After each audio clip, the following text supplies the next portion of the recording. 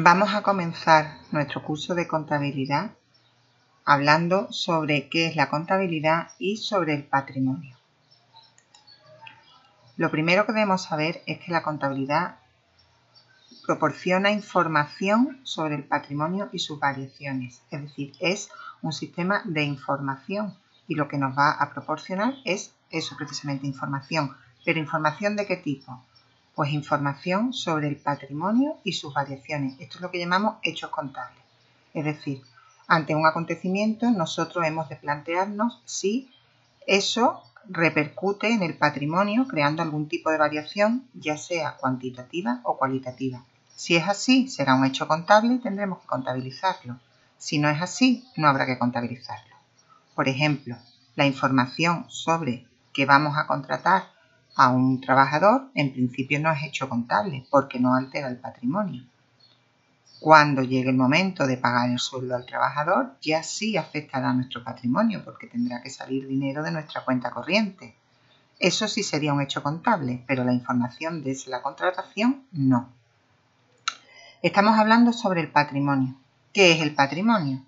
Pues el patrimonio sería el conjunto de bienes, derechos de cobro y obligaciones de pago que tiene una empresa.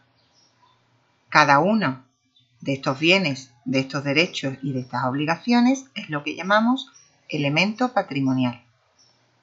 Los elementos patrimoniales se suelen agrupar si tienen características similares en lo que llamamos masa patrimonial. Las principales son el activo, que recogería todos los bienes y los derechos de cobro de la empresa, sería la parte positiva del patrimonio. El pasivo recoge todas las obligaciones de pago que tiene la empresa, es lo que llamamos recursos ajenos, sería parte negativa del patrimonio. Y el neto, que sería la diferencia entre el activo y el pasivo y que recoge lo que son los recursos propios de la empresa, es decir, aquello que la empresa ha generado por sí misma o que ha sido una aportación del empresario, pero que en ningún caso tendrá que devolver a terceras personas. Visto esto, esta última fórmula que hemos dicho de que activo menos pasivo es igual a neto, se puede expresar de distintas formas. Es lo que llamamos las fórmulas del equilibrio patrimonial. Podemos cambiar de signo y decir que el activo es igual al pasivo más el neto. ¿Qué significaría esto? Pues que todos los recursos, tanto ajenos como propios, que tenemos, se invierten en el activo. Es decir, los recursos serían el pasivo si son ajenos y el neto si son propios. Y estos recursos son lo mismo que invertimos en el activo de la empresa.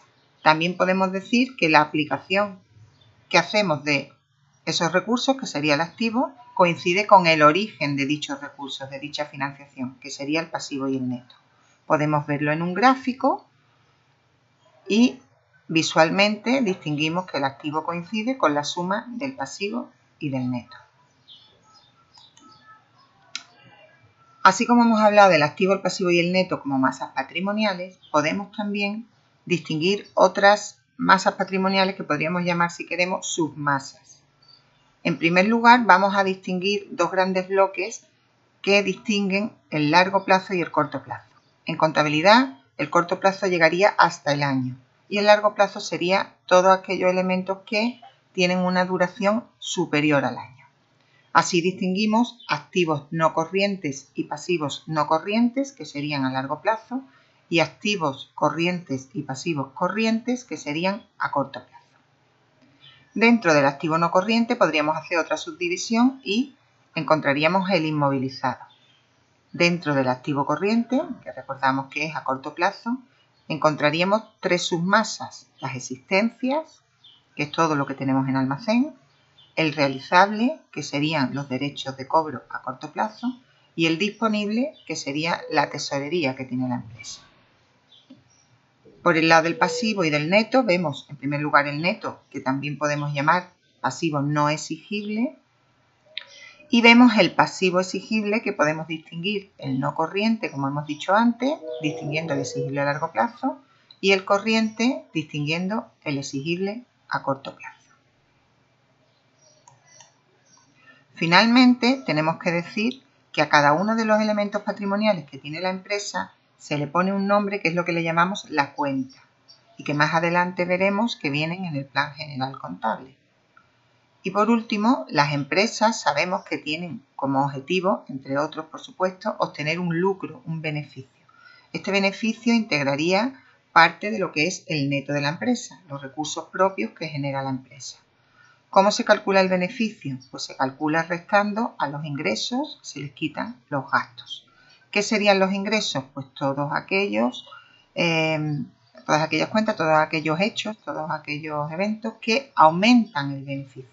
Pongamos por caso, pues una venta de mercaderías, por ejemplo.